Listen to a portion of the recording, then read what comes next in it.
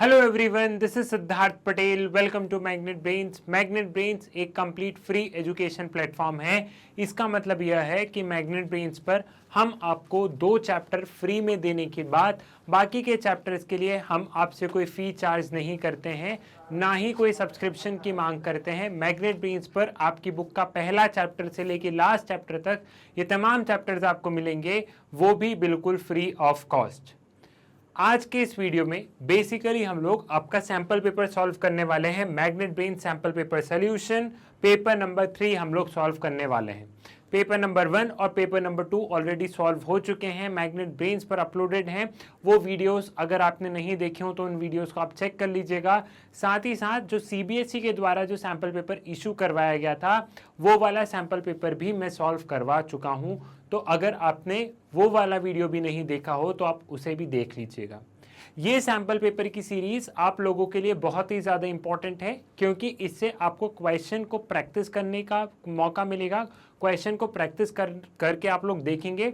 साथ ही साथ इन सैंपल पेपर में बहुत सारे इंपॉर्टेंट क्वेश्चन है, जैसे read in between the lines. हम लोगों को आपको कई बार चीज़ें बतानी पड़ती कि बेटा ये वाला इंपॉर्टेंट है, यहाँ से क्वेश्चन आ सकता है, यहाँ से क्वेश्चन आ सकता है। तो ये read in between the lines भी आपको देखनी है यहाँ पे, ठीक है। तो यहाँ पे इन सैंपल पेपर को आप लोग सीरियसली लीजिएगा। ऐसा नहीं है, आपको इनको कथा के तौर पे नहीं लेना है कि एक कथा हो रही है, सर एक कथा सुना रहे हैं, मस्त आराम से बैठ के देखो। जी नहीं, इनको सीरियसली लीजिएगा। सैंपल पेपर को आप लोग मेरे साथ में सॉल्व कीजिएगा और देखिएगा कि आपको कितने नंबर आ रहे हैं। मैग्नेट ब्रेन्स पर आप लोगों के लिए बहुत सारा स्टडी मटेरियल अवेलेबल है। Sample paper solutions, previous year question paper, NCERT solutions, इन सभी का e content, book, hard copy, सारी चीज़ें अवेलेबल है। अगर आपको इनके बारे में और जानकारी जाननी है तो इस वीडियो के डिस्क्रिप्शन में लिंक है, वहाँ से जाके आप और इनके बारे में जानकारी हासिल कर सकते हैं। आगे बढ़ते हैं। जब भी हम सब लोग क्वेश्चन पेपर सॉल्व करते हैं तो मैंने हमेशा आपको एक चीज़ बताई है कि हमें जनरल इंस्ट्रक्शंस को बहुत ध्यान से देखना है। जनरल इंस्ट्रक्शंस बहुत ही ज़्यादा इम्पॉर्टेंट होते हैं, क्योंकि इनमें भले ही हमारे 3-4 मिनट एक्स्ट्रा लगे, बट यहाँ पे हमें क्या पता चलता है, यहाँ पे हमें बहुत सारी छोटी छोटी जो बेसिक सी चीज़ें हैं जो ज़रूरी है वो हमें यहाँ पे देखने को, वो हमें यहाँ से जानने को मिलती है। तो प्लीज़ जनरल इंस्ट्रक्शंस को आप लोग बहुत ही ज़्यादा सीरियसली लेंगे यहाँ पे, ठीक है। नाउ टाइम अलाउड 3 घंटे हमारे पास में। टोटल आपका 80 मार्क्स का पेपर होने वाला है, इसमें कोई डाउट ही नहीं है। पहला इंस्ट्रक्शन बोलता है ऑल क्वेश्चंस आर कंपलसरी। सारे क्वेश्चन कंपलसरी है, मैं सभी को अटेम्प्ट करने, ठीक है। Question number 1 to 12 are multiple choice question of 1 mark each. Question number 1 से लेकर 12 क्या है, मल्टीपल चॉइस क्वेश्चन है, 1 मार्क ईच है। Question number 13 to 18 are of 2 marks each. Answer to these question should not exceed 50 words. जो question number 13 to 18 है वो 2 number के हैं और इनके जो आंसर्स हैं वो 50 शब्द में ज़्यादा का नहीं होना चाहिए। Question number 19 to 23 are of 4 marks each. Answer to these question should not exceed 100 words. यहाँ पे जो क्वेश्चन नंबर 19 to 23 है वो 4 नंबर के हैं और जो आंसर होंगे वो 100 शब्द के अंदर अंदर ही हमें यहाँ पे लिखना है।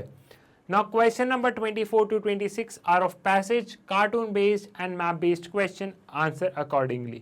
यहाँ पे जो 3 क्वेश्चन आएंगे 24, 25, 26, इन 3 क्वेश्चन में एक पैसेज बेस्ड होगा, एक कार्टून बेस्ड होगा और एक मैप बेस्ड क्वेश्चन होने वाला है। Now question number 27 to 30 are of 6 marks each. Answer to this question should not exceed 170 word. Long answer question आएंगे, उसमें 170 शब्द में हमें आंसर लिखना है। There is an internal choice in 6 marks question, और यहाँ पे इंटरनल चॉइस है 6 मार्क्स के क्वेश्चन में। हमें यहाँ पे क्या है, 6 मार्क्स के क्वेश्चन में यहाँ पे इंटरनल चॉइसेस हैं। जो 6 नंबर के क्वेश्चन आएंगे उनमें और करके क्वेश्चन और क्वेश्चन, ठीक है। तो यहाँ पे 6 मार्क्स के क्वेश्चन में हमें क्या, एक इंटरनल चॉइस हमें देखने को मिलेगी। क्लियर है, समझ में आ गया। आगे बढ़े, ठीक है। Question number 1, ARF was establish in year. ARF का फुल फॉर्म क्या है, सवाल ही वहीं पे आ गया। ARF का फुल फॉर्म रिकॉग्नाइज करो, मेंशन करो ARF का फुल फॉर्म क्या है, जोर लगाओ। आसियान से रिलेटेड है, हिंट दे रहा हूं और सोचो। ASEAN regional forum, ASEAN regional forum was establish in the year. Factual question है, लेकिन ऐसे क्वेश्चन कई बार कंफ्यूज करने आते हैं कि यहाँ पे पहला तो बच्चों के मन में यही आ गया कि ARF क्या है ना। कई बार नहीं पूछा तुमसे आसियान रीजनल फोरम, नहीं उन्होंने पूरा पूछना है तो उन्होंने सिर्फ ARF डाल दिया। ARF was establish in year, कौन से ईयर में? ऑफकोर्स इन 1994 में आसियान रीजनल फोरम स्टैब्लिश हुआ था।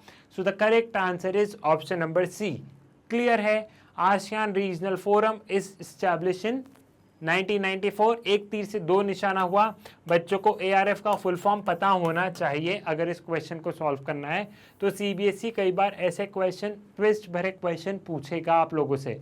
पॉलिटिकल साइंस में कंसेप्चुअल बेस्ड क्वेश्चंस आते हैं बच्चों।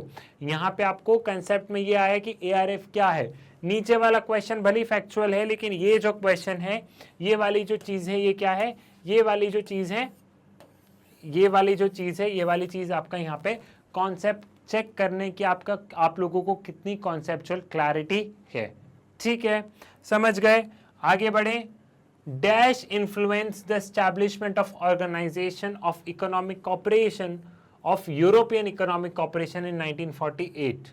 यहाँ पे कौन से प्लान ने इन्फ्लुएंस किया यूरोपियन इकोनॉमिक कॉपरेशन को 1948 में? Marshall plan, Molotov plan, Manhattan plan, Warsaw plan. कौन से प्लान ने? Of course Marshall plan. ठीक है, कोल्ड वार का पीरियड ध्यान करो, USA का मार्शल प्लान और ये सारी चीज़ों को ध्यान करो। यहाँ पे हमें कोल्ड वार वाले एरा को, यहाँ पे हमें क्या करना है? कोल्ड वार वाले एरा को आपको ध्यान करना है। Marshall plan influence the establishment of organisation for European economic cooperation in 1948। Clear है? आगे बढ़े। Question number 3, which one of the following was not given primacy by the makers of Soviet system? ठीक है, यहाँ पे पूछा कि कौन सी चीजें not given primacy by the makers of Soviet system, इनमें से कौन सी चीजें? तो पहला है abolition of private property, Soviet society based on principle of equality, no opposition party to be allowed, no state control over economy। तो कौन सी चीज पे हम लोग यहाँ पे देखते हैं कि सोवियत इकोनॉमी ने प्राइमेसी नहीं दी? No state control over economy. यहाँ पे क्या है? No state control of economy थी, लेकिन इन्होंने क्या लगा दिया? No state control. तो ये गलत हो गया ना। तो बेटा ऑप्शन नंबर डी। देखो कितना टेक्निकल, कितना ट्रिक वाला सवाल है। अगर आप पढ़ोगे तो आपको बहुत सब कुछ सही लगेगा, लेकिन यहाँ पे जो ट्विस्ट था, वो ट्विस्ट यहाँ पे था नो वाले शब्द में। वो ट्विस्ट किस पे था? वो ट्विस्ट था जो यहाँ पे शब्द मेंशन किया गया नो, उस पे ये वाली चीजें मेंशन थी। ठीक है, no state control over economy ये नहीं था, यहाँ पे स्टेट कंट्रोल ओवर इकोनॉमी था। क्लियर है? समझ में आ गया? ये वाली चीज भी यहाँ पे आपको क्लियर है। आगे बढ़ते हैं। Who was appointed as the first chief election commissioner of India?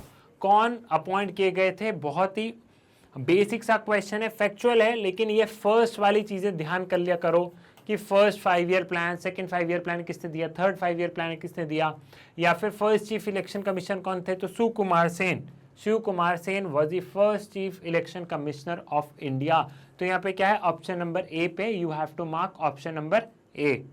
Clear है? समझ में आ गया? नेक्स्ट उसके टूवर्ड्स बढ़ते हैं। नेक्स्ट क्वेश्चन की टूवर्ड्स अगर हम लोग बढ़ेंगे तो यहाँ पे असर्शन और रीजन। ठीक, असर्शन रीजन वाले क्वेश्चन यहाँ पे आ गए। असर्शन में हम लोग क्या देखते हैं? The Soviet Union and the communism collapse in 1991। The Soviet Union and communism collapse in 1991। Reason क्या है? The internal weakness of Soviet political and economic institution fail to meet the aspiration of Soviet people. तो यहाँ पे क्या ये दोनों statement सही है? ये दोनों स्टेटमेंट तो सही है, लेकिन क्या ये इस स्टेटमेंट का करेक्ट रीजन है? एक ये है, या फिर ऑप्शन में क्या है कि ये वाला सही है, ये गलत है, या ये वाला सही है या ये गलत है। ठीक, ये 4 ऑप्शन हैं। बेसिकली अब अगर मैं ऑप्शन में जाऊं तो इसमें एक ऑप्शन एक हमें साफ साफ क्लियर हो रहा है कि स्टेटमेंट तो दोनों सही है, लेकिन क्या R is the correct reason of A? क्या ऐसा है? ऑफ कोर्स ऐसा है। Both A and R are true and R is the correct explanation of A, and R is the correct explanation of A. ठीक, तो the internal weakness of Soviet political system, Soviet political and economic institution failed to meet the aspiration of Soviet people. The Soviet Union and communism collapsed in 1991. इसकी वजह से ये system collapse हो गया 1991 में। Clear है? समझ में आ गया? आगे बढ़े, अगले क्वेश्चन की टूवर्ड्स मूव करें। तो नेक्स्ट क्वेश्चन क्या बोलता है? If I am talking about the next question, तो अगला सवाल फिर असर्शन रीजन वाला यहाँ पे क्वेश्चन आ गया। असर्शन में हम लोग क्या देख रहे हैं? India did not give legitimacy to the communist government in China as per its foreign policy. India did not give legitimacy to the communist government in China as per its foreign policy. Reason, India and China agreed to follow the ideal of Panchsheel. अब बताओ कि क्या है, statement सही है या गलत है? यहाँ पे पहला वाला तो फॉल्स है, ये वाला स्टेटमेंट तो बिल्कुल फॉल्स है, और ये एकदम करेक्ट है कि India and China has agreed to follow the ideals of Panchsheel. लेकिन हमारी गवर्नमेंट का कभी ऐसा नहीं हुआ कि हमने लेजिटिमेसी कभी हमने उनको रिकॉग्नाइज नहीं किया। ठीक है, तो India and China agree to the follow the ideals of Panchsheel, correct statement है। India did not give legitimacy to the communist government in China as per its foreign policy, ये वाला स्टेटमेंट क्या है? ये वाला स्टेटमेंट यहाँ पे गलत है, it is a wrong statement. Clear है? समझ में आ गया? ये वाली चीज भी यहाँ पे क्लियर हो गई है। ठीक, आगे बढ़े। Next question, which of the following leader of East Pakistan was arrested by Pakistan army which led to the war of 1971? ठीक है, ईस्ट पाकिस्तान मतलब जो आज का जो बांग्लादेश है, ईस्ट पाकिस्तान मतलब क्या है? ईस्ट पाकिस्तान में वी कैन से कि जो आज का जो बांग्लादेश है, ईस्ट पाकिस्तान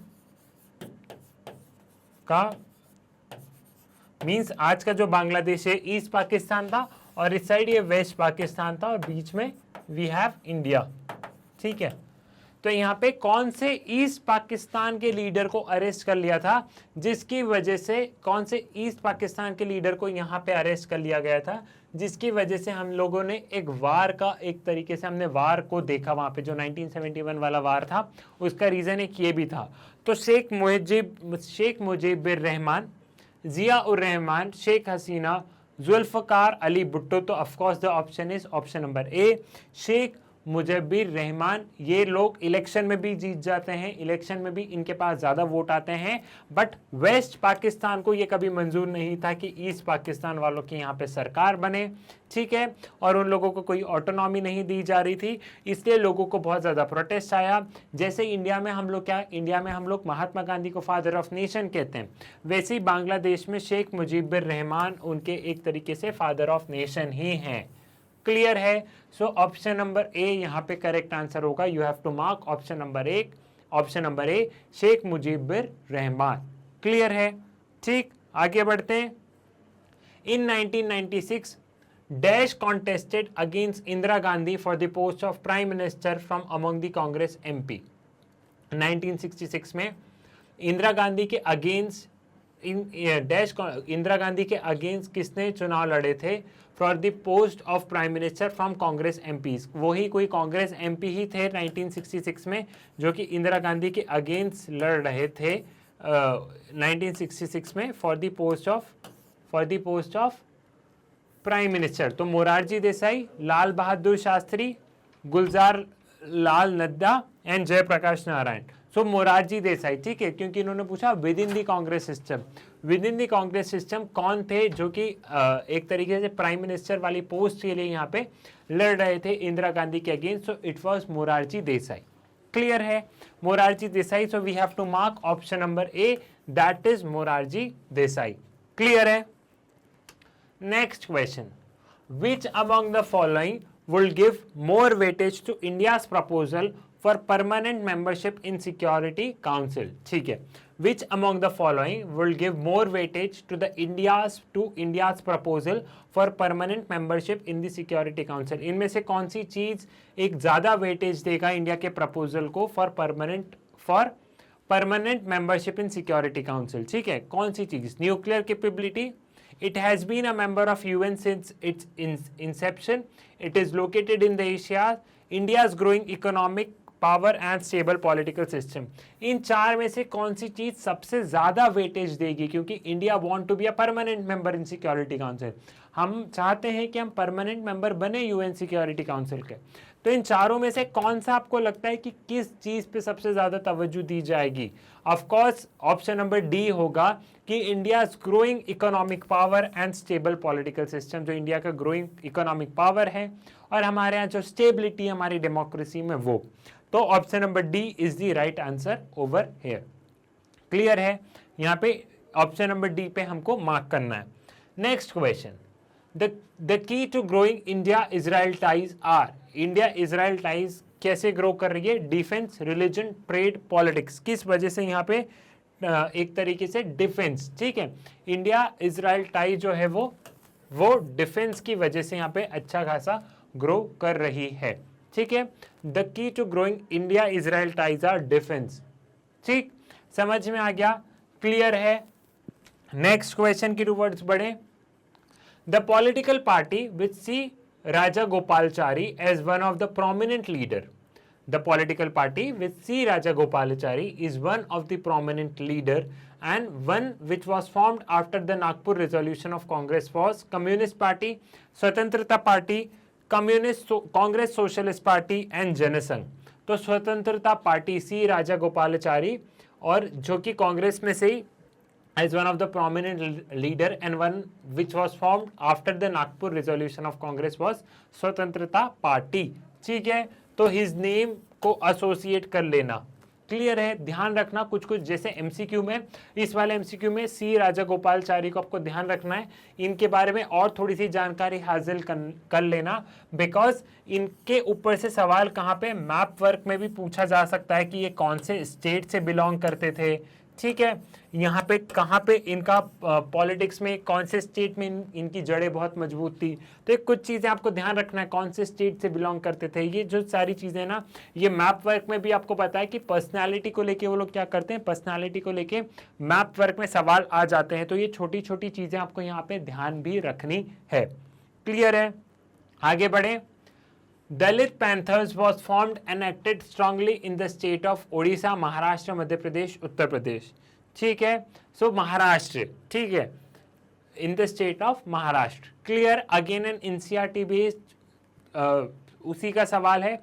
सारी चीजें देखो, मैं आपको एक चीज बता देता हूं कि अगर आपने एनसीईआरटी को बहुत अच्छे से पढ़ा, लाइन बाय लाइन पढ़ा है, तो आपको सब कुछ क्लियर हो जाएगा। आपको कंसेप्चुअल क्लैरिटी होनी चाहिए, प्लस एनसीईआरटी का पेपर में जाने से पहले 3 बार रिवीजन हो जाना चाहिए, ठीक है। एक बार तो पढ़ोगे, एक बार और कुछ समझ में आएगा, दूसरी बार पढ़ोगे और समझ में आएगा, और तीसरी बार पूरी क्लैरिटी होगी। तो 3 reading of NCERT is must, 3 reading of NCERT is must in the month of December and January. ये 3 रीडिंग आपको करनी ही करनी है if you want to secure 80 में से यहाँ अगर आपको 70 प्लस चाहिए, तो आपको 3 रीडिंग यहाँ पे बनती है, बिकॉज क्वेश्चन फैक्चुअल भी आ जाते हैं, क्वेश्चन कंसेप्चुअल बेस्ड भी आ जाते हैं, कार्टून बेस्ड क्वेश्चंस भी आ रहे हैं। तो 3 रीडिंग मस्ट है आप लोगों की यहाँ पे। क्लियर है? समझ में आ गया? आगे बढ़े। Now what do you mean by a multipolar world as visualised by India and Russia? What is meant by multipolar world as visualised by India and Russia? Multipolar world से आप क्या समझते हो? जो कि रशिया और इंडिया मानता है कि आज का जो वर्ल्ड है वो मल्टीपोलर वर्ल्ड है। तो उससे आप क्या समझते हो? इस क्वेश्चन को मल्टीपोलर वर्ल्ड में as visualise by India and Russia, ये 2-3 शब्द लिखे आपको बस कंफ्यूज करने की कोशिश की गई है। कुल मिला के क्वेश्चन यही है कि तुम लोग मल्टीपोलर वर्ल्ड से क्या समझते हो। कुल मिला के क्वेश्चन यही घूम रहा है कि मल्टीपोलर वर्ल्ड से क्या समझते हो। बस ये 2-3 शब्द जोड़ के क्या किया है, ये 2-3 शब्द आपको यहाँ पे जोड़ के थोड़ा सा कंफ्यूज करने की कोशिश की गई है, ठीक। By a multipolar world order, they meant for the coexistence of several power in international system, collective security, greater regionalism, negotiated settlement of international conflict, and independent foreign policy for all countries and decision making through bodies like UN, which should be strengthened, democratized, and empowered. Multipolar world मतलब क्या होता है? Multipolar world मतलब होता है coexistence of several power, ठीक है। coexistence होता है बहुत सारी पावर है, ऐसा नहीं है कि पावर किसी एक के पास में। मल्टीपोलर वर्ल्ड मतलब बहुत सारी कंट्रीज के पास में पावर है। यहाँ पे सारी कंट्री की इंडिपेंडेंट फॉरेन पॉलिसी है, इंटरनेशनल ऑर्गेनाइजेशंस वगैरह है, ग्रेटर रीजनलिज्म है, ग्रेटर कॉपरेशंस हैं, अलग अलग बॉडीज यूएन वाली सारी चल रही है, डेमोक्रेसी हमें देखने को मिल रही है। ये सारी चीज़ें हमें इस मल्टीपोलर वर्ल्ड में यहाँ पे देखने को मिल रही है। तो ये हम लोग समझेंगे मल्टीपोलर वर्ल्ड से। क्लियर है? अब इसमें as visualise by Russian, India and Russia, इसमें बस कंफ्यूज ये कर रहे हैं कि मल्टीपोलर वर्ल्ड का मतलब बता दो। As visualise by India and Russia, जब इंडिया और रशिया जो देखते हैं तो हम भी यही देखते हैं कि सबके पास में पावर है। ठीक, तो ये कंफ्यूज करने की यहाँ पे कोशिश की गई है। Has there been any resistance to globalisation? Has there been resistance to globalisation in India? क्या इंडिया में ग्लोबलाइजेशन से रेजिस्टेंस बनाया गया है? रेजिस्टेंस वाली चीज़ को स्टैब्लिश, मतलब क्या इंडिया में ग्लोबलाइजेशन से खफा है लोग या ग्लोबलाइजेशन को रोका है, क्या ऐसी कोई चीज़ है? तो इन्होंने पर्टिकुलरली यहाँ पे इंडिया को लेके पूछा है। ठीक है, yes, resistance to globalisation in India has come from different quarters. अब कोई भी चीज़ है तो कोई भी चीज़ की तारीफ भी होगी, कोई भी चीज़ को बुराई भी होगी। तो हम अलग अलग क्वार्टर से देखते हैं कि रेजिस्टेंस आ रहा है ग्लोबलाइजेशन में, लोग ग्लोबलाइजेशन को लेके रेजिस्ट कर रहे हैं। ठीक है, there have been a left wing protest to economic liberalism voice through political party as well as through forums like Indian social forum. यहाँ पे एक लेफ्ट विंग जो ग्रुप है वो लोग प्रोटेस्ट करता है इस इकोनॉमिक लिबरलाइजेशन को लेके। जो इंडियन सोशल फोरम करके फोरम है वो हमेशा ग्लोबलाइजेशन को क्रिटिसाइज करता है। ठीक, resistance to globalization has also come from political fight taking from of objecting particularly to various cultural influences ranging from the availability of foreign television channel provided by cable network, celebration of Valentine's Day, westernization of dress, taste of girl student in school and westernization of dress taste of girl student in school and college। तो यहाँ पे और तुम लोग ये लिख सकते हो, मतलब ये लास्ट वाली लाइन तो नहीं लिखो तो सही है, मतलब एक तरीके से लिख दो कि बहुत सारे लोग जो बहुत सारे फॉरेन चैनल्स हैं, नेटफ्लिक्स वगैरह का लिख सकते हो।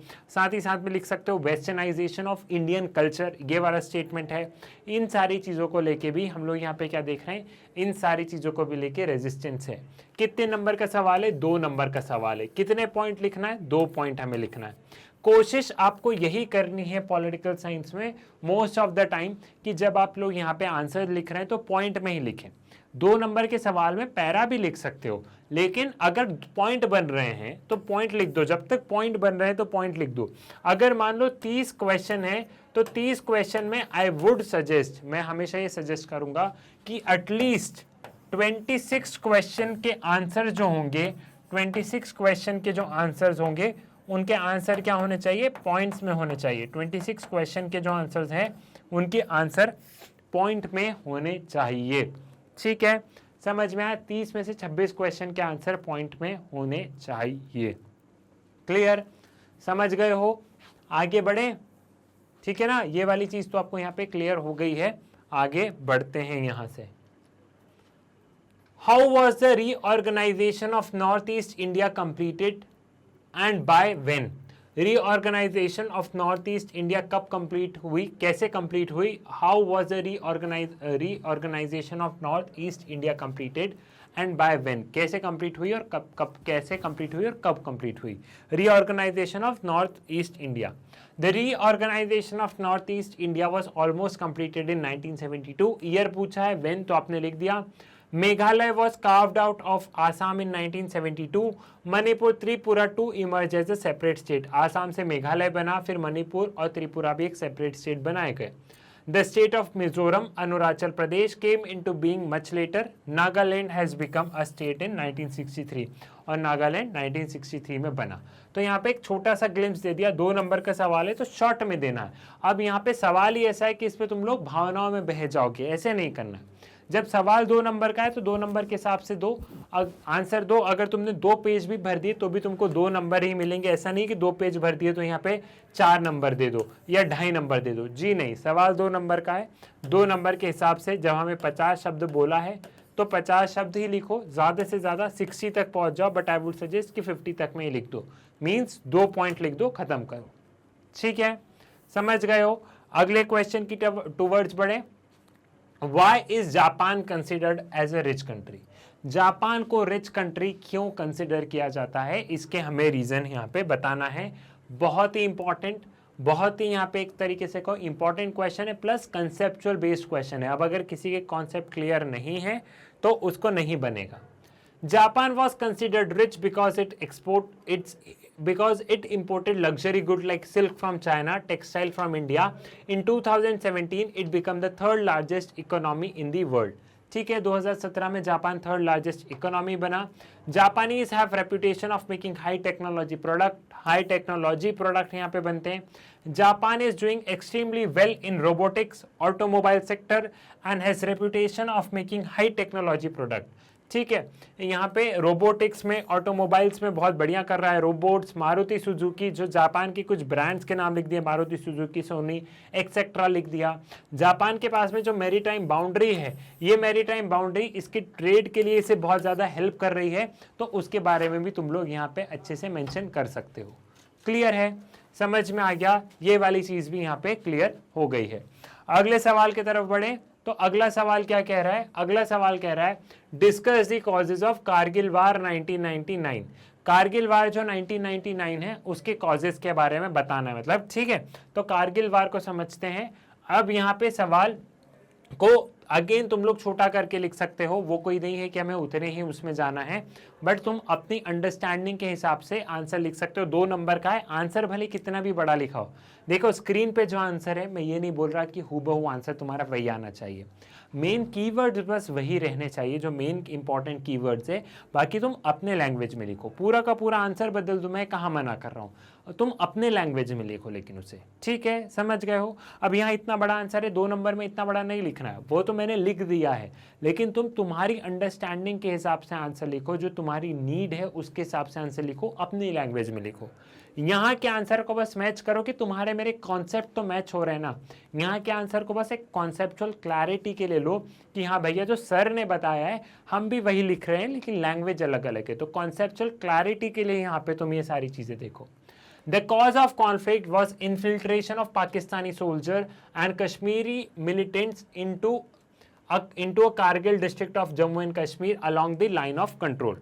The intrusion into the area that divided Indian territory of Ladakh from northeastern area of state surprise to Indian army and Operation Vijay was launched immediately to flush out the enemies from Kargil sector. ठीक है, ये वाली चीज clear है, simple है। इसमें क्या हुआ था उस समय? Tiger Hill, one of the highest peak in the Dars Kargil area of the state, became the focal point during the war. Indian Air Force IAF joined this operation, and finally, after the fierce war of more than 16 days, India recaptured the Tiger Hill and pushed the Pakistani forces back to the territory. ठीक, तो tiger हिल पे जो वो आ गए थे, हमने उसे वापस पुश बैक कर दिया और आखिर में पाकिस्तान को बता दिया बेटा तुम्हारी औकात क्या है ना। तो वो आखिरी में हमारा नतीजा यहाँ पे हमने उनको, इंडियन आर्मी ने उनको अच्छा खासा जवाब दे दिया। क्लियर है, कारगिल वॉर वाला सिंपल है, इसका स्क्रीनशॉट रख के रख लो, पूरी कहानी जैसे एक्सप्लेन कर दो कि क्या हुआ कारगिल वॉर में, उस वाली चीज को यहाँ पे समझा दो। अगले क्वेश्चन के टूवर्ड्स बढ़े। How terrorism is a non traditional threat to security. Terrorism कैसे अ नॉन ट्रेडिशनल थ्रेट है सिक्योरिटी को लेके, हमें इसे यहाँ पे एक्सप्लेन करना है। Terrorism is a non traditional threat to security. देखो, non traditional notion of security go beyond military threats to include wide range of threats and danger affecting condition of human existence. जो non traditional होता है वो military के बाहर, military के आगे जाके भी थ्रेट्स के बारे में बात करता है, लेकिन जो ट्रेडिशनल थ्रेट टू सिक्योरिटी रहते हैं वो मिलिट्री, आर्म्स, यही वाली चीज़ें हम लोग यहाँ पे बात करते हैं। ठीक है, proponents of non-traditional threat to security says that not just the state but also individual or communities or indeed all of humankind come under the security. The coexistence of multiple power in international system lead to a collective security and a collective actions. ठीक है, तो the proponents of non-traditional threats of security say that not just state but also individual or communities or indeed all of human kind come under the security. सिर्फ state ही नहीं, सारी community, human kind, सारे लोग security के अंदर आते हैं। The coexistence of multiple power in international relation, और मल्टीपल पावर जो कि इंटरनेशनल रिलेशन में कोएग्जिस्ट कर रही है, और ये सारी चीज़ को लेके कलेक्टिव सिक्योरिटी होती है कि यहाँ मल्टीपल पावर है तो एक कलेक्टिव सिक्योरिटी की ये भी पावरफुल है, ये भी है, ये भी है, एक अकेला इंसान पावरफुल नहीं है। अब आपको एक जो इंपॉर्टेंट चीज़ मैं बताता हूँ, हर सैम्पल पेपर में मैं कुछ ना कुछ आप लोगों को इंपॉर्टेंट बता रहा हूँ कि इस पे से सवाल आना ही है। तो एक चीज़ आप लोग ध्यान रखें, सवाल traditional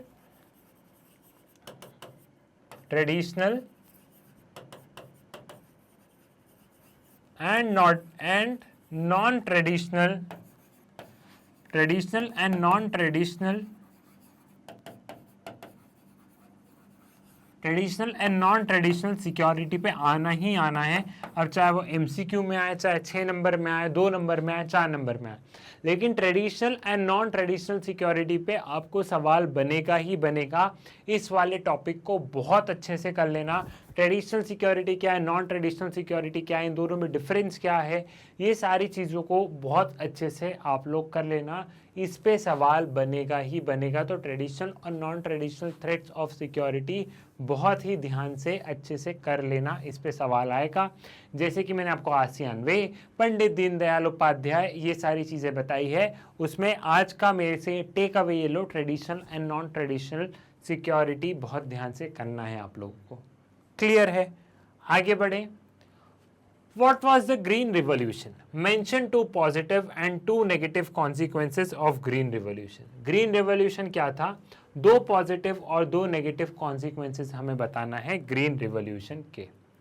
Green Revolution, it was introduced to bring about revolutionary changes in agriculture, especially in food grains like wheat, rice, to increase food production through high-yielding varieties of seed, synthetic fertilizer and scientific irrigation. जो green revolution था वो revolutionary changes लाने के लिए था, specially food production बढ़ने के लिए, फूड ग्रेन्स, इनका फूड प्रोडक्शन अच्छा बढ़े और हमें एक अच्छा उत्पादन मिले। ठीक है। नाउ पॉजिटिव कॉन्सिक्वेंसेस क्या है? It increase the food production बढ़ा, specially in wheat, followed by enhancement in food security. Wheat में बढ़ा, फूड सिक्योरिटी हमारे देश में इंश्योर हुई। Due to green revolution, state like UP, Punjab, Haryana become agricultural prosperous. Green revolution की वजह से जो यूपी, पंजाब, हरियाणा है, ये एग्रीकल्चरली प्रॉस्परस स्टेट बने। It also resulted in rise of middle peasant section. साथ ही साथ में एक मिडिल क्लास यहाँ पे डेवलप होना शुरू हो गई। तो it also resulted in the rise of middle peasant section, मतलब एक मिडिल क्लास हमें यहाँ से स्टार्ट हो गई, एक मिडिल क्लास हमें यहाँ देखना स्टार्ट हो गई। क्लियर है? समझ आ गया? अगले उस पर बढ़े, नेगेटिव कॉन्सिक्वेंसेस को समझे। It increase the polarisation between classes and region. एक पोलराइजेशन बढ़ा, क्लासेस और रीजन में एक तरीके से हमें देखने को मिला, अमीर और गरीब के बीच का गैप बढ़ा। साथ ही साथ में रीजन, पंजाब हो गया, हरियाणा हो गया, ये स्टेट डेवलप हो गए अच्छे से, मतलब एग्रीकल्चर में, लेकिन जो दूसरे स्टेट है वो कहीं ना कहीं पीछे छूट गए। The rich peasant and the large land holders were the major beneficiaries of this process. जो रिच पीजेंट थे, जो लार्ज लैंड होल्डर्स थे, वो एक तरीके से क्या थे, वो एक तरीके से ज़्यादा मेजर बेनिफिशियरी थे, उनको ज़्यादा फायदा हुआ। जो कंपेरेबल जो छोटे किसान हैं उनको कम फायदा देखने को मिला, लेकिन जो रिच पीजेंट्स थे और जो बड़े बड़े किसान थे, इनको हमें ज़्यादा एक तरीके से बेनिफिशियरीज हमें देखने को मिले इस पूरे ग्रीन रिवॉल्यूशन के। क्लियर है? समझ में आ गया? नेक्स्ट क्वेश्चन की टूवर्ड्स बढ़े। Explain the process of establishing democracy in Nepal. हमें डेमोक्रेसी नेपाल को कैसे स्टैब्लिश किया, process of establishing democracy Nepal, Nepal में कैसे डेमोक्रेसी आई है, हमें उसको यहाँ पे एक्सप्लेन करना है। ठीक है। Nepal was a Hindu kingdom then a constitutional monarchy. Nepal initially एक हिंदू किंगडम था, लेकिन फिर हमें कॉन्स्टिट्यूशनल मोनार्की देखने को मिली। ठीक है भैया। पहला, in 1990s, King accepted the demand for new democratic constitution, but democratic government could not survive for long in trouble. There was a violent conflict between Maoists and armed forces of Kree. हम लोग 1990s में देखते हैं कि king एक तरीके से agree कर लेते हैं। कैसे अग्री कर लेते हैं? डेमोक्रेटिक कॉन्स्टिट्यूशन के लिए, लेकिन डेमोक्रेटिक गवर्नमेंट ज़्यादा समय तक सर्वाइव नहीं कर पाती है और वो हमें एक ट्रबल में देखने को, उनको एक ट्रबल में हमें देखने को मिलता है। ठीक है। फिर there was a violent conflict between Maoist and arm forces of king. साथ ही साथ में हमारे यहाँ पे हमें एक वायलेंट कॉन्फ्लिक्ट देखने को मिलता है माओइस्ट मतलब नेपाल में माओइस्ट और आर्म फोर्सेस ऑफ किंग के बीच में हमें एक वायलेंट कॉन्फ्लिक्ट देखने को मिलता है। इन 2002 king abolish the parliament, dismiss the government and limited the democracy in Nepal. 2002 में किंग वापस पार्लियामेंट को अबॉलिश कर देते हैं, मतलब यहाँ पे कॉन्स्टिट्यूशनल मोनार्की थी एक तरीके से, किंग था, फिर यहाँ पे थोड़ा सा हमें डेमोक्रेसी वाला देखने को मिला, फिर वापस से एक तरीके से हमें वापस किंग वगैरह का रूल हमें वापस देखने को मिला। Now in 2006 there was a massive pro democracy protest led by SPA. King was forced to restore the House of Representatives dissolved in 2002. Transition to democracy is still under progress. तो नेपाल में हमें बहुत ups and downs देखने को मिले। पहले king का था बीच में, then parliament, then again king, then again parliament. तो कुछ इस तरीके से हमें यहाँ पे बहुत ज़्यादा डेमोक्रेटिक ट्रांजिशन देखने को मिलते हैं नेपाल में। नेपाल की पॉलिटी में हमें बहुत ज़्यादा यहाँ पे क्या है, बहुत ज़्यादा हमें यहाँ पे डेमोक्रेटिक ट्रांजिशन देखने को मिलते हैं। क्लियर है, समझ गए हो, आगे बढ़े। Now compromise and accommodation are two essential policies required by states to save planet Earth. Compromise and accommodation are two essential policies required by state to save planet Earth. Compromise भी करना पड़ेगा कहीं ना कहीं, थोड़ा थोड़ा सा अकोमोडेट सबको लेके भी चलना पड़ेगा। ये दो एसेंशियल पॉलिसीज हैं अगर स्टेट को अर्थ को बचाना है। Substantiate the statement in light of ongoing negotiation between North and Southern environmental issue. इस स्टेटमेंट को हमें एक्सप्लेन करना है। जो नॉर्थ साउथ डायलॉग है, जो स्टेट्स हैं और जो सदर्न स्टेट है, इन दोनों के बीच में जो इन्वायरमेंट को लेके जो इश्यूज हैं, हमें इसको यहाँ पे सब बताना है। नॉर्थ मतलब यहाँ पे बेसिकली जो डेवलप कंट्रीज हैं उनके बारे में बात की गई है, और जो डेवलपिंग और जो अंडर डेवलप कंट्री है उन्हें हम सदर्न वर्ल्ड में बोलते हैं। लेकिन यूरोप, अमेरिका, इन्हें देखोगे डेवलप कंट्रीज हैं तो इन्हें हम नॉर्थ ब्लॉक में कंसिडर करते हैं the countries, but they are in developing, और अंडर डेवलप्ड वाला फेज वो सदर्न पार्ट में जाती है। ठीक है। Compromise and accommodation are the two essential policies to save the planet Earth by the state, but the state from the north and south have different notion towards environmental issues. अब यहाँ पे जो north और south है उन दोनों का अलग अलग टेक है। कैसे अलग अलग टेक है? उन दोनों का अलग अलग हमें टेक देखने को मिलता है इन्वायरमेंटल इश्यूज को लेके। नॉर्थ का कुछ अलग कहते हैं, साउथ के कुछ लोग अलग कहते हैं, मतलब सदर्न कंट्रीज के लोग कुछ अलग अपना पर्सपेक्टिव बताते हैं डेवलपमेंट को लेके। ठीक है। The northern state or the first world state are concerned with the ozone depletion and global warming, where southern state or the third world state want to address the relationship between economic development and environmental management. जो northern state है, जो develop country, वो ozone layer, global warming को लेके concern है। लेकिन जो developing countries है, जो सदर्न वर्ल्ड है, वो कंसर्न है कि एक तो हमें इन्वायरमेंट में पोल्यूशन भी कम करना है, लेकिन हमें डेवलप भी करना है। अब नॉर्दर्न स्टेट ने तो भरपूर डेवलपमेंट कर लिया है, तो वो तो बात करेंगे, लेकिन हमें तो अभी डेवलपमेंट और चाहिए ना। तो हम एक रिलेशनशिप बैठाने की हम लोग कोशिश में लगे रहते हैं कि जिससे कि डेवलपमेंट भी हो और इन्वायरमेंट में ज़्यादा वो भी नहीं। ठीक है। The developed countries of the north want to discuss the environmental issues which stand equally responsible for ecological conservation.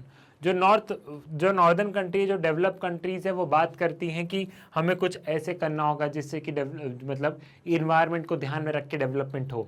The developing countries of the south feel that much of the ecological degradation of world is created by developed country through their industrial projects, and if developed country cause more environmental degradation, they are supposed to take more responsibility of it.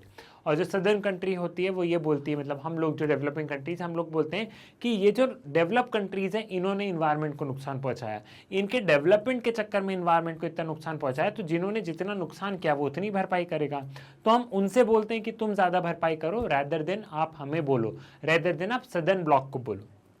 ठीक है। The developed countries are in process of industrialization. The developing countries are in process of industrialization, and they should be exempted from restrictions imposed on developed country through various conventions like Kyoto Protocol, etc. The special needs of developing countries must be taken into consideration in the process of development, application, and interpretation of international environment law. यहाँ पे special needs के बारे में बात की गई है कि स्पेशल नीड्स को ध्यान रखना चाहिए जो डेवलपिंग कंट्रीज़ हैं जो डेवलपिंग कंट्रीज़ है, क्योंकि उन्हें यह लगता है कि हम जो कंट्रीज़ हैं, हम डेवलपिंग कंट्रीज़, हम इंडस्ट्रियलाइजेशन के दौर में, अब हमारे यहाँ इंडस्ट्रीज आएगी तो हमारे यहाँ ऑटोमेटिकली दिखती सी बात है कि कहीं ना कहीं इन्वायरमेंट को हानि पहुँचेगी, ठीक है। बट हम लोग बोलते हैं कि नहीं, हम लोग एक तालमेल बैठाने के उसमें रहते हैं कि यहाँ पे जो इन्वायरमेंट है, इन्वायरमेंट का हमारे ऊपर कम वजन आए, वो नॉर्दर्न कंट्री देखें, और जो सदर्न कंट्री है यहाँ पे डेवलपमेंट सही चलता रहे, ये कंसर्न है यहाँ पे, ठीक है। क्लियर हुआ? Next question, state the main issues in Indian politics in the period after 1989. What different configuration of political parties these differences led to? हमें मेन इश्यूज बताना है इंडियन पॉलिटिक्स में, ठीक है, और यहाँ पे कैसे कैसे अलग अलग पॉलिटिकल पार्टीज के कन्वर्जेंस, डिफरेंसेस और ये सारी चीज़ें बताना है। मेन इश्यूज इंडियन पॉलिटिक्स में 1989 के बाद बताना, 1989 के बाद के बताने, ठीक है, कि 1989 के बाद में जितने भी पॉलिटिक्स में जितने भी इश्यूज हैं हमें उनको यहाँ पे एड्रेस करना है, ठीक। The main issue in Indian politics in the period after 1989 were as follows. जो भी मेन इश्यूज हैं 1989 के बाद में उनको हम यहाँ पे देखते हैं। The rise of backward class as a political force that changed the dynamics of politics in India. जो backward class है, OBCs का रिजर्वेशन, वो वाला, वो एक नया एक पॉलिटिकल डिस्कोर्स उन्होंने सेट किया है, ठीक। Then decision of National Front government to implement the recommendation of Mandal commission and subsequent steer, वही कि मंडल कमीशन की रिपोर्ट को एक्सेप्ट किया, ओबीसीज को रिजर्वेशन दिया, एक अलग ही पॉलिटिक्स में एक डिबेट छिड़ गई। Then rise of politics based on religious identity and debate about secularism and democracy, demolition of Babri Masjid that led to rise in communal tension between Hindus and Muslim. Religious identity को लेके, secularism को लेके, democracy को लेके एक नई डिबेट हमें देखने को मिली। डिमोलिशन ऑफ बाबरी मस्जिद को लेके हिंदूज और मुस्लिम्स में जो कॉन्फ्लिक्ट हुआ है वो हमें देखने को मिला। तो कास्ट वाली चीज़ हमें देखने को मिली, हमें यहाँ पे रिलीजन वाली चीज़ देखने को मिली, कास्ट, रिलीजन, ये वाली चीज़ों को लेके जो यहाँ पे इश्यूज हैं हमको ये देखने को मिले। देन एंटी मुस्लिम राइट्स जो हुए थे गुजरात में, वो end of Congress dominance and beginning of the era of coalition politics. और वही 1989 के एरा में हम लोग देखते हैं कि कांग्रेस डोमिनेंस का एंड होता है और यहाँ पे हम कोएलिशन पॉलिटिक्स देखते हैं एक तरीके से, ठीक है, गठबंधन की सरकार हमें देखने को मिलती है। These issues led to different configuration of political parties as mentioned below. Political party accepted that the political and social claim of backward classes. All political party began to support reservation of seat for backward classes in education and employment. This gave to a rise of era of coalition politics, which formed National Front government in 1989. United Front in 1996, 1997, NDA in 1997, 1998, 1999, UP in 2004 and 2009. सारी political parties ने इनकी demand को accept भी करी, reservation वाली demand को लेके सारी पॉलिटिकल पार्टी ने ग्लोबलाइजेशन को भी एक्सेप्ट किया। और यहाँ पे हम लोग देख रहे हैं कि ऐसे कुछ पॉलिटिकल पार्टी का तालमेल भी जमा। अब यहाँ पे जब मैं आंसर पढ़ रहा हूँ तो मैं थोड़ा सा स्पीड में भी जा रहा हूँ, क्यों? बिकॉज कॉन्सेप्ट आपको क्लियर है, सारी चीज़ें मैग्नेट ब्रेन्स पर ऑलरेडी अवेलेबल है, तो आई थिंक आपको कॉन्सेप्ट जितने भी हैं वो सारे आपको यहाँ पे क्लियर हैं, ठीक है, और जितनी भी सारी चीज़ें जो भी है वो भी यहाँ पे अवेलेबल है। तो मैं बस आपको एक ब्रीफ में बताते चल रहा हूँ, बाकी मुझे इतना विश्वास है, इतनी अंडरस्टैंडिंग आप लोगों में है कि आप लोग अच्छे से आप अपना आंसर्स कर लेंगे। क्लियर है? Next question, mention the 4 main objective of ASEAN economic community. हमें 4 मेन ऑब्जेक्टिव बताना है, आसियान इकोनॉमिक कम्युनिटी के 4 ऑब्जेक्टिव हमको यहाँ पे बताना है। Now the objective of ASEAN economic community, इनको थोड़ा सा एक्सप्लेन कर देना, जब उसमें लिखोगे तो पॉइंट को थोड़ा सा स्ट्रेच कर देना, एकदम छोटा सा मत लिखना, ये सिर्फ आपको समझाने के लिए यहाँ पे, ठीक है। पहला क्या है? To create a common market and production base with the ASEAN states, एक कॉमन मार्केट बनाना, एक कॉमन प्रोडक्शन बेसिस बनाना, ठीक है। To aid social and economic development in region, बहुत सिंपल, आसियान इकोनॉमिक कम्युनिटी से क्या हम लोग चाहते हैं? इकोनॉमिक डेवलपमेंट हो, सोशल डेवलपमेंट हो in the region. To improve ASEAN dispute settlement mechanism, to resolve economic dispute, हमें आसियान डिस्प्यूट सेटलमेंट मैकेनिज्म, क्यों? इकोनॉमिक डिस्प्यूट्स को सुलझाने के लिए। To create free trade area for investment, labour and service, एक free trade area भी चाहिए, investment, labour, services में भी फ्री ट्रेड डील हो जाए। तो ये मेन 4 ऑब्जेक्टिव है जिनको कि आपको एक्सप्लेन करना है और जो कि मैं भी आपको कई बार समझा चुका हूँ, ये हम ऑलरेडी डिस्कस कर चुके हैं, मैग्नेट ब्रेन्स पर सारी चीज़ें है अवेलेबल। ठीक है, now read the passage given below and answer the question that follow. ये एक पैसेज है, हमें इस पैसेज को पढ़ना है, देन यहाँ पे क्वेश्चंस पूछे गए हैं, हमें क्वेश्चन को आंसर करना है। क्वेश्चन यहाँ पे जो है वो किस बेसिस पे, क्वेश्चन जो यहाँ पे है वो एमसीक्यू बेस में ही है। पैसेज बड़ा है, मैं एक बार पढ़ता हूँ, आपको अगर इसका स्क्रीनशॉट लेना है तो you can take the screenshot, आप लोग भी पढ़िए। ठीक है, now in the context of world politics, what the common interest of approximately 30 crore indigenous people spread throughout the world, including India. There are 20 lakh indigenous people of Cardola region of the Philippines, 10 lakh Mopiche people of Chile, 6 lakh tribal people of Chittagong Hill Tract in Bangladesh, 35 lakh North American natives, 50,000 Kumna living east of Panama Canal, 10 lakh of small people of the North Soviet Union. Like other social movements, indigenous people speak of their struggle, their agenda and their rights. In India, the description indigenous people is usually applied to the scheduled tribes who constitute nearly 8% of the population of country, with the exception of small communities of the hunters and gatherers. Most indigenous population in India depend for their subsistence primary on the cultivation of the land. For centuries, if not millennia, they had free access to much land as they could cultivate. It was only after the establishment of British colonial rule that the areas which previously inhabited by the scheduled tribe communities were subjected to outside forces, although they enjoy constitutional protection in political representation. They have not got much of the benefit of development in countries.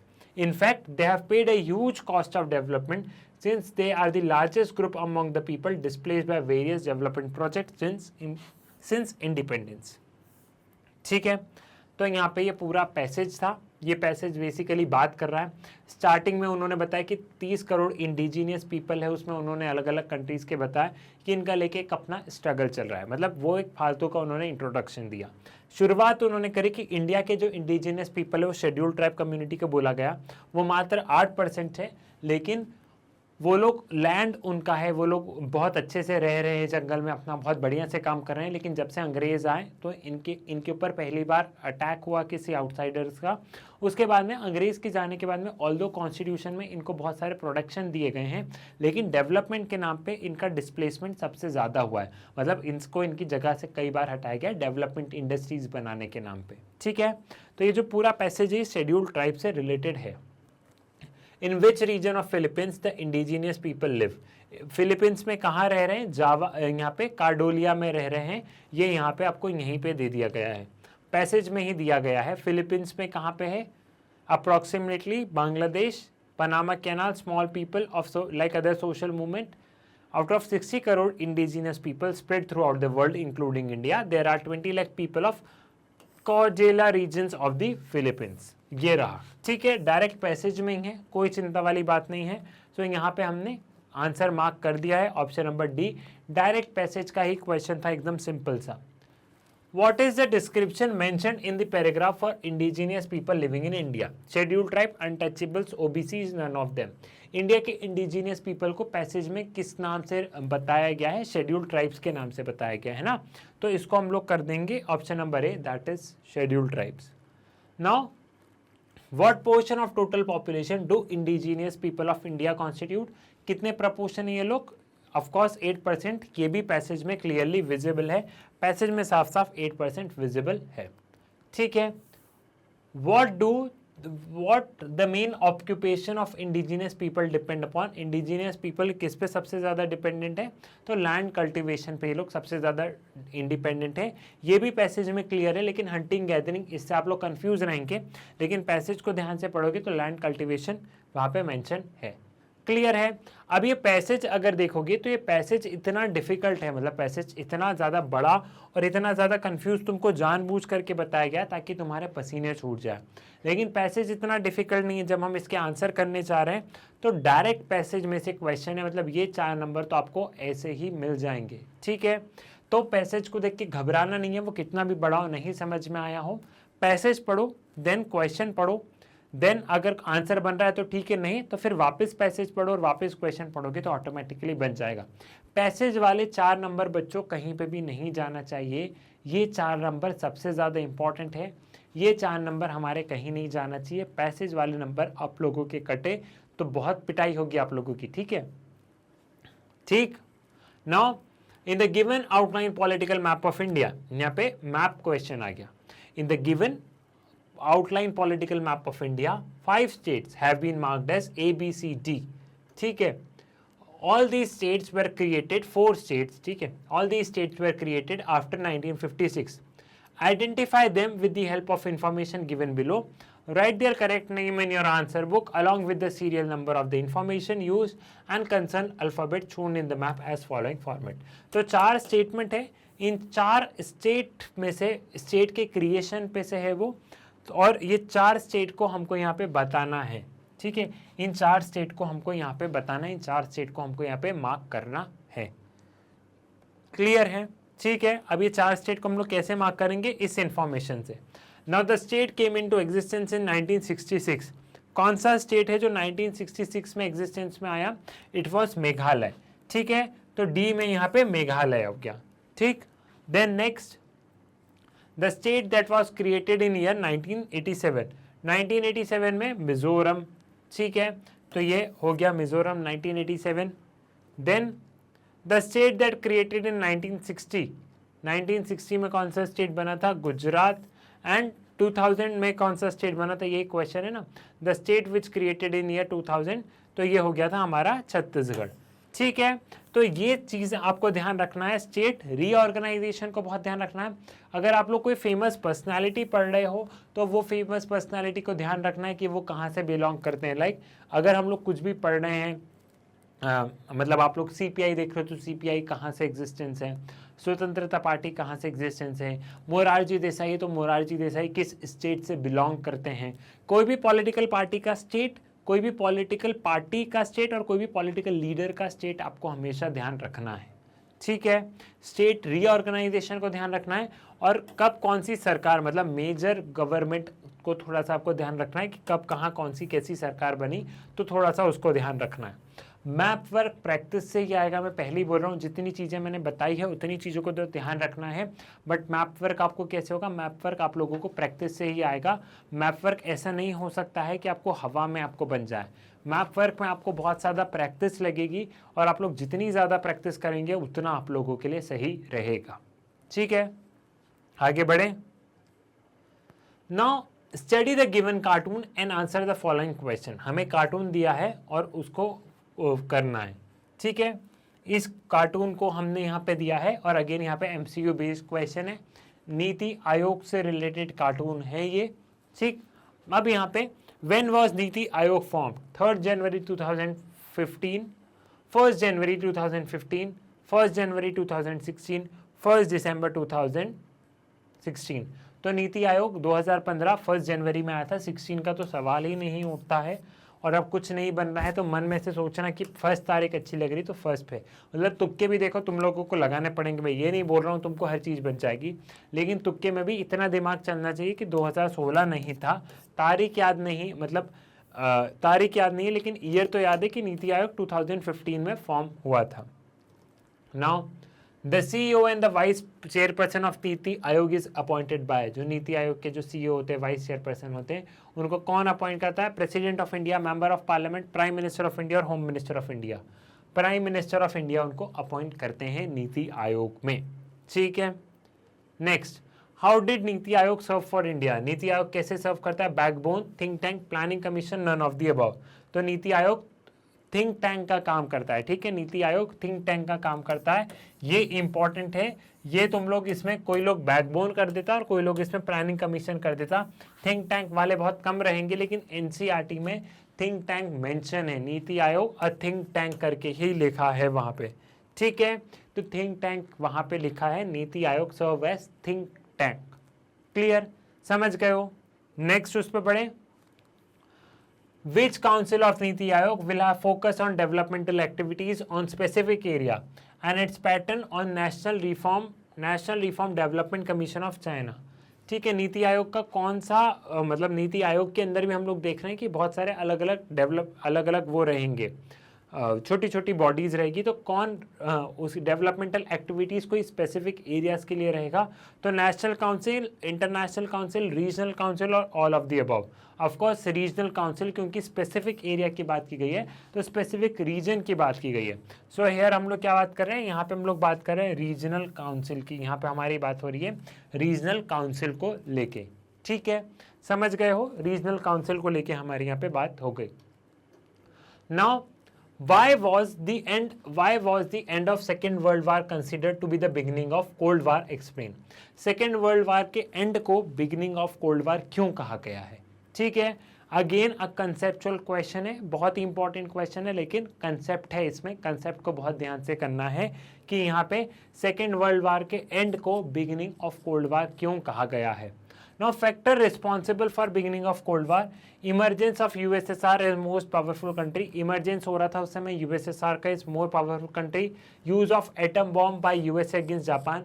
USA का जो Japan पे atom bomb use करना रहा, Hiroshima and Nagasaki, you all are aware about that.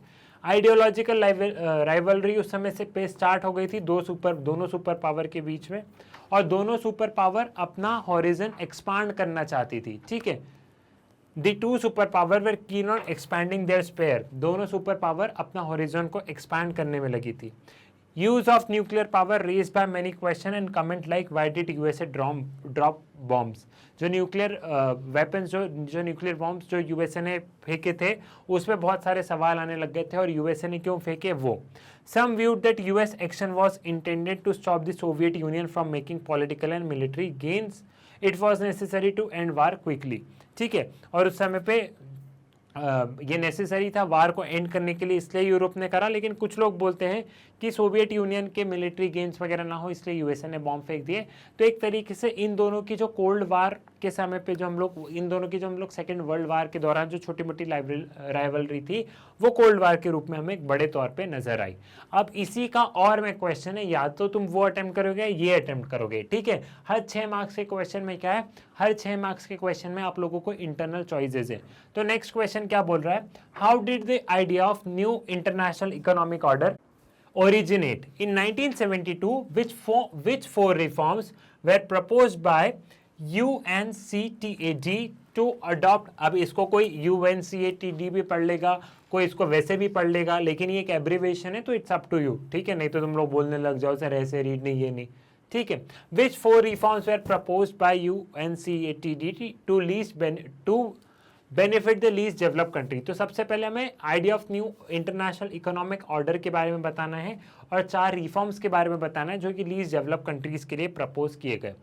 ठीक है, since early 1970s, मैं फटाफट read कर रहा हूँ, मैं ये मान के चल रहा हूँ कि आप लोगों को कॉन्सेप्ट क्लियर है, क्योंकि अगर मैं सारी चीज़ें यहाँ पे फिर से समझाऊंगा तो बात वही आ गई कि सर ये तो फिर हम वीडियो देख के ये जाते हैं यहाँ पे, इसलिए मैं थोड़ा सा रश कर रहा हूँ। अगर किसी को कुछ समझ में नहीं आ रहा हो तो चैप्टर का एक्सप्लेनेशन है मैग्नेट ब्रेन्स पर अवेलेबल, उसको वहाँ से आप लोग देख सकते हैं। Since early 1970s, the issue of new international economic order (NIEO) has been the frontal issue in international relation involving the developing countries on one side and developed country on another side. Developing countries of third world made persistent demand for establishment of NEO. ठीक है, while the South repeatedly demanded for NEO, the North resisted it. The third world country regarded restructuring of existing international economic order as the only way to get out of present problem related to poverty, scarcity, unemployment and economic problem। ठीक है, तो जो neo मतलब new international economic order stand for making the international system fair, just, equitably by adopting a code of conduct for developed country and accepting due rights of underdeveloped nation. तो यहाँ पे basically इसके बारे में जो southern countries थी, जो developing world था, वो न्यू इंटरनेशनल इकोनॉमिक ऑर्डर के बारे में बात कर रहे थे। क्यों कर रहे थे? क्योंकि जो डेवलपिंग कंट्रीज थी उनको लग रहा था कि ये जितने भी इंस्टीट्यूशन है ये हमेशा नॉर्दर्न ब्लॉक को या जो डेवलप कंट्रीज हैं उनको सपोर्ट करते हैं। तो वो हमेशा किस चीज़ के बारे में बात करते थे? वो लोग हमेशा बात करते थे यहाँ पे कि ये जो इंटरनेशनल ऑर्गेनाइजेशन है इनमें रिफॉर्म्स होने चाहिए, इनमें रिफॉर्म होगा तभी सारी चीज़ें होगी। इसलिए इनकी बात होने लगी कि अब जो इंस्टीट्यूशंस हैं इनमें इक्वालिटी, फेयरनेस, इन सारी चीज़ों की यहाँ पे बात होना सबसे ज़्यादा ज़रूरी है। The United nation conference on trade and development brought in report in 1972 entitled towards a new trade policy for development. The report proposed a reform in global trading system as follow. तो 1972 में एक report table हुई, ठीक है, United Nations conference on trade and development एक 1972 में एक report table हुई towards a new trade policy for development. अब ये रिपोर्ट में 4 चीज़ें बताई गई है इन कंट्रीज के रिफॉर्म के लिए। The developing countries should given control over the natural resources. The developing countries should be given control over the natural resources which were exploited. The least developing countries should be given access to Western market so that they can sell their product, therefore make market more useful for poorer countries. जो western countries हैं उनको market को access देना होगा ये जो poor Nations हैं, ताकि ये लोग भी अपने प्रोडक्ट्स वहाँ पे बेच पाए, ठीक है। Reduce the cost of technology of western country.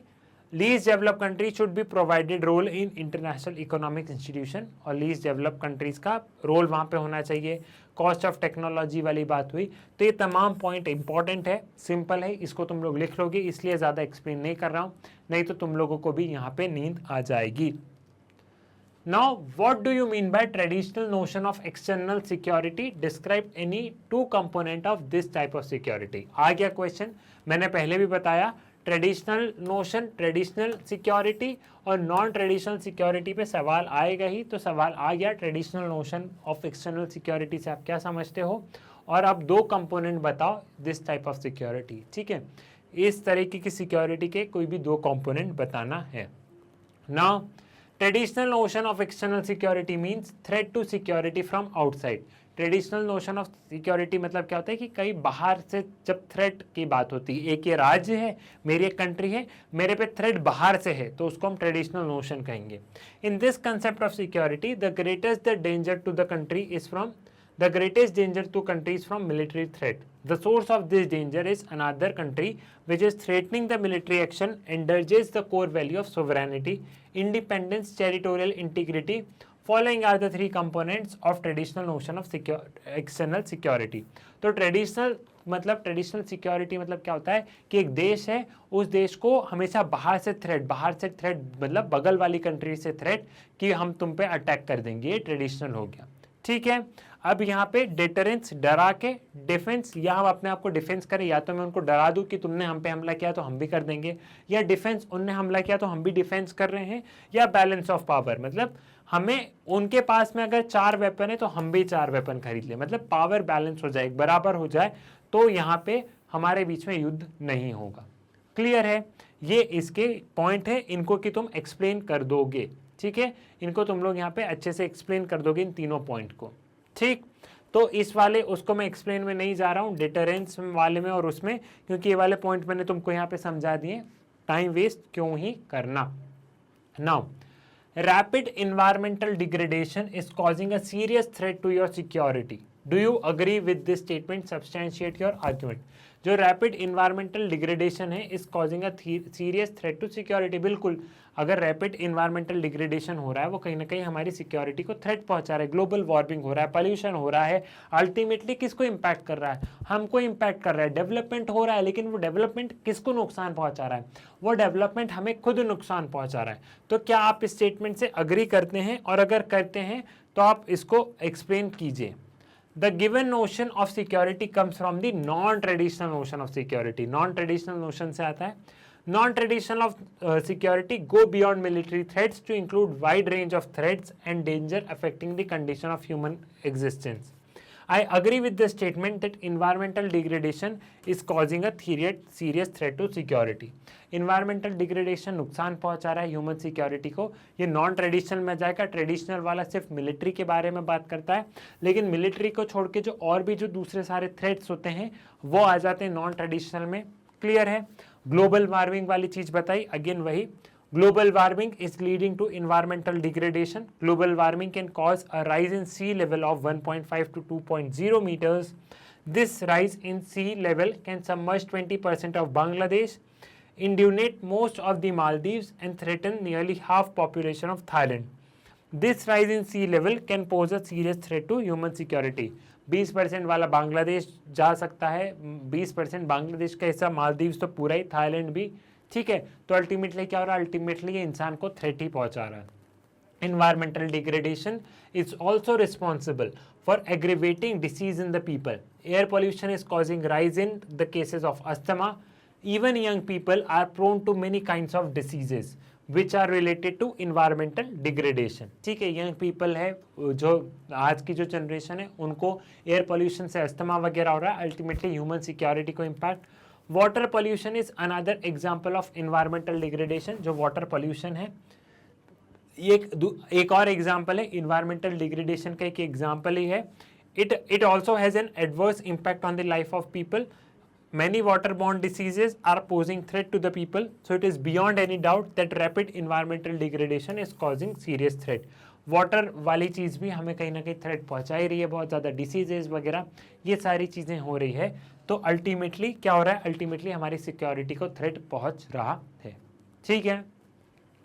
Now examine any 6 reason for imposition of emergency in India in 1975. 6 reason बताना है हमें जिसके की वजह से इमरजेंसी हमें देखने को मिली। अब इन रीजन को बेटा तुम लोग क्या करोगे, तुम एक्सप्लेन करोगे। इन 6 रीजन को तुम ऐसे कैसे नहीं लिख दोगे, इन 6 रीजन को तुमको एक्सप्लेन करना है, क्योंकि 6 मार्क्स का सवाल है। ठीक है, यहाँ पे मैं बस इन पॉइंट्स को पढ़ रहा हूँ क्योंकि ऑलरेडी इमरजेंसी वाला वो वाली डेमोक्रेटिक रिसर्जेंस वाला चैप्टर मैं आप लोगों को ऑलरेडी एक्सप्लेन कर चुका हूँ। Circumstances that lead to the imposition of emergency. Clash between executive, that is government and judiciary, पहला दिख रहा था। Rising prices and lower growth rate, महंगाई बढ़ रही थी, growth rate लेकिन कम होती जा रही थी। Student movement in Bihar and Gujarat against price rise and corruption, जो student movement थे बिहार में corruption और इन सब के against। Railway strike by George Fernandez, जो railway strike थी। A big rally at Ramlila Maidan and call to employees including police army not to obey undemocratic order। यहाँ पे रामलीला मैदान में और पुलिस आर्मी सबसे बोल दिया कि सरकार की बातें मत सुनो। टोटल रिवॉल्यूशन की जो बात हुई है, टोटल रिवॉल्यूशन आप लोग यहाँ पे मेंशन करेंगे, शब्द यहाँ पे नहीं लिखा है but you have to mention total revolution. Then judgement of Allahabad high court setting aside the election of Indira Gandhi, all these lead to atmosphere of distrust against Indira Gandhi, who hurriedly tried to save her position by imposing emergency। जो Allahabad high court का judgement था और ये सारी चीज़ों में मतलब ये बूंद बूंद से घड़ा पड़ता है, ये सारी चीज़ों ने इनसिक्योरिटी क्रिएट कर दी in the fear in the minds of Indira Gandhi और इसकी वजह से इमरजेंसी इम्पोज की गई। ठीक है, एक्सप्लेन तुम लोग करोगे। Now discuss the effect of emergency on following aspect of our polity।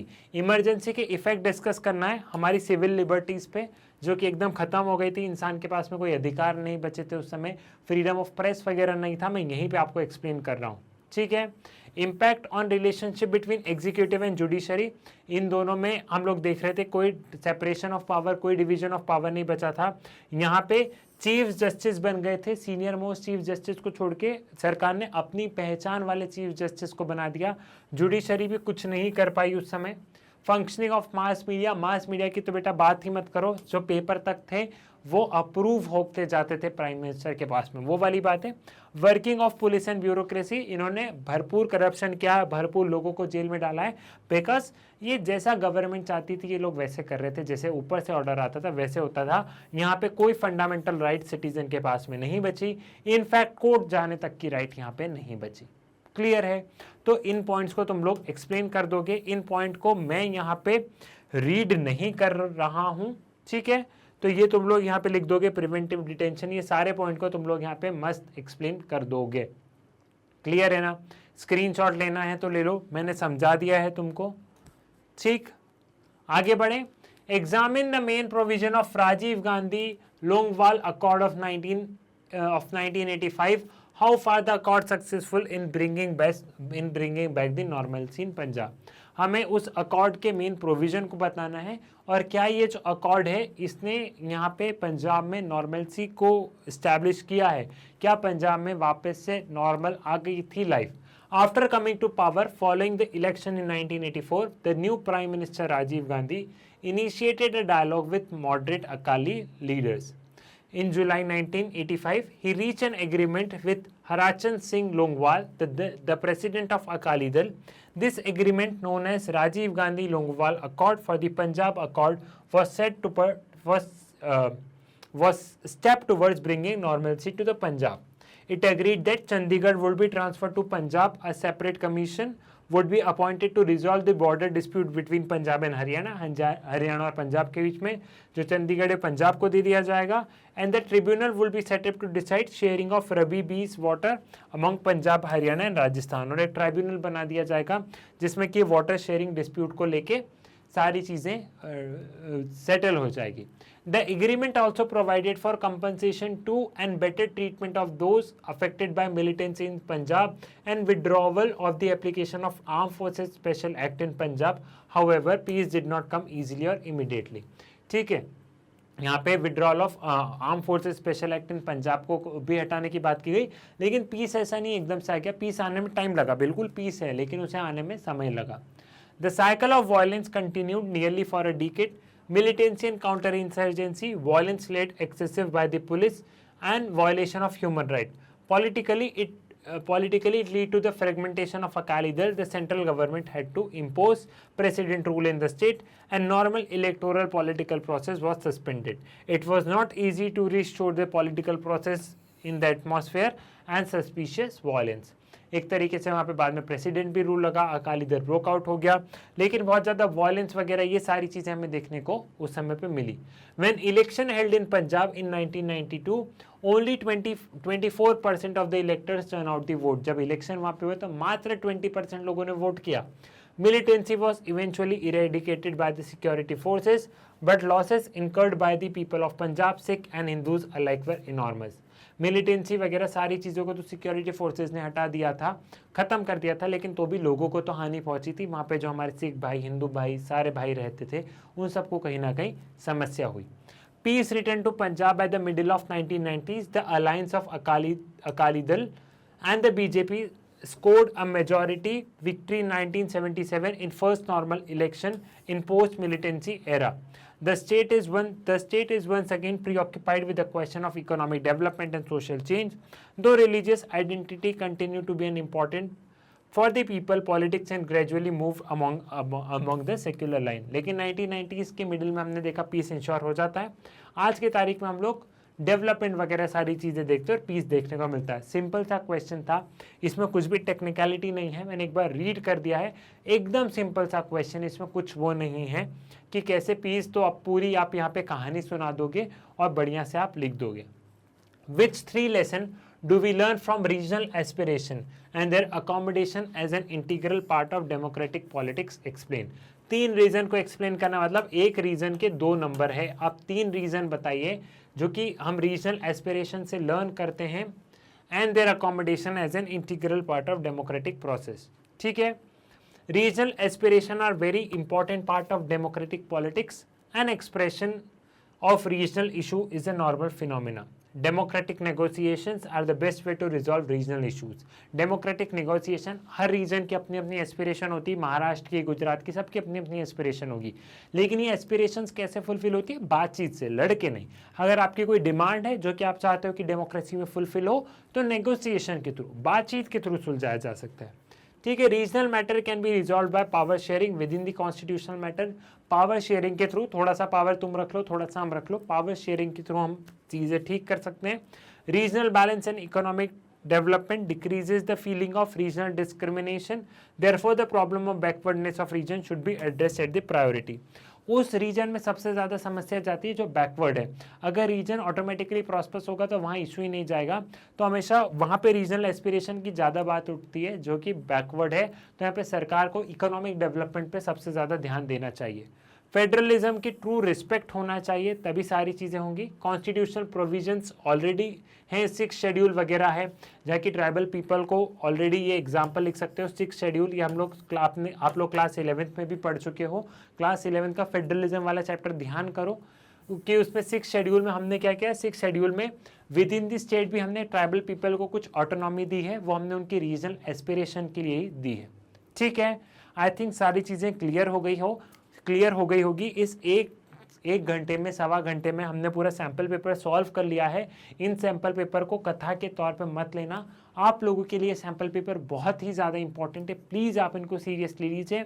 Her sample paper में मैं कुछ ना कुछ इंपॉर्टेंट बताते जा रहा हूँ, तो मैग्नेट ब्रेन्स को सैम्पल पेपर को आपको बिल्कुल भी लाइटली नहीं लेना है। मैग्नेट ब्रेन्स के वीडियो आपके YouTube पर अवेलेबल है, लेकिन बहुत बार आपके तरफ से ये इशू आता है, ये डाउट आता है, आप लोग कंप्लेन करते हैं कि सर YouTube पे हमको वीडियोस अच्छे से नहीं मिल पा रहे हैं। तो इसके लिए बेटा एक काम करो, वेबसाइट पे चले जाओ, गूगल पे www.magnetbrains.com डालोगे तो वेबसाइट ओपन अप हो जाएगी। वेबसाइट के माध्यम से वीडियोस को एक्सेस कर लोगे। वेबसाइट से वीडियो को एक्सेस करने में इशू आ रहा है तो एक काम करो, प्ले स्टोर पे जाओ, प्ले स्टोर से मैग्नेट ब्रेन्स का ऐप डाउनलोड कर लो और ऐप के माध्यम से भी आप इन वीडियोज़ को एक्सेस कर सकते हैं। ठीक है, ऐप के माध्यम से भी, मतलब ऐप में भी जितने भी आपको वीडियोस हैं वो सारे वीडियोस एकदम 100% फ्री है। मैग्नेट ब्रेन्स पर जितने भी वीडियोस हैं ना, वो आपको सारे वीडियोस 100% फ्री मिलेंगे। और मैग्नेट ब्रेन्स आपको हाई क्वालिटी एजुकेशन प्रोवाइड करता है। और मैग्नेट ब्रेन्स सिर्फ क्लास 11th या क्लास 12th पॉलिटिकल की वीडियो फ्री में नहीं है, इन तमाम कोर्सेज के आपको वीडियोस मैग्नेट ब्रेन्स पर 100% फ्री मिलेंगे। CBSE आपका इंग्लिश हिंदी मीडियम हो गया, CUET वगैरह हो गया, ये सारी चीज़ें आपको मैग्नेट ब्रेन्स पर 100% फ्री मिलेगी। ठीक है, मैग्नेट ब्रेन्स पर बुक्स और ई बुक्स अवेलेबल है, आपके स्टडी मटेरियल सैम्पल पेपर वाली बुक अवेलेबल है, बहुत सारा बोर्ड एग्जाम से रिलेटेड स्टडी मटेरियल अवेलेबल है। अगर इनके बारे में आपको और जानकारी जाननी है तो इस वीडियो के डिस्क्रिप्शन में लिंक है, उसके थ्रू आप और जानकारी हासिल कर सकते हैं। मैग्नेट ब्रेन्स को आप लोग मैग्नेट ब्रेन्स के official Instagram handle, Facebook page, Telegram group में ज्वाइन कर सकते हैं, ट्विटर से भी फॉलो कर सकते हैं। मैग्नेट ब्रेन्स को आप लोग ज़्यादा से ज़्यादा शेयर कीजिए, मतलब अपने स्कूल, कॉलेजेस, ट्यूशन, भाई बहनों को बताइए, वीडियोस को शेयर कीजिए, साथ ही साथ वीडियो को लाइक कीजिए, चैनल को सब्सक्राइब कीजिए। मुलाकात होगी आपसे नेक्स्ट वीडियो में नए सैम्पल पेपर के साथ, तब तक के लिए धन्यवाद।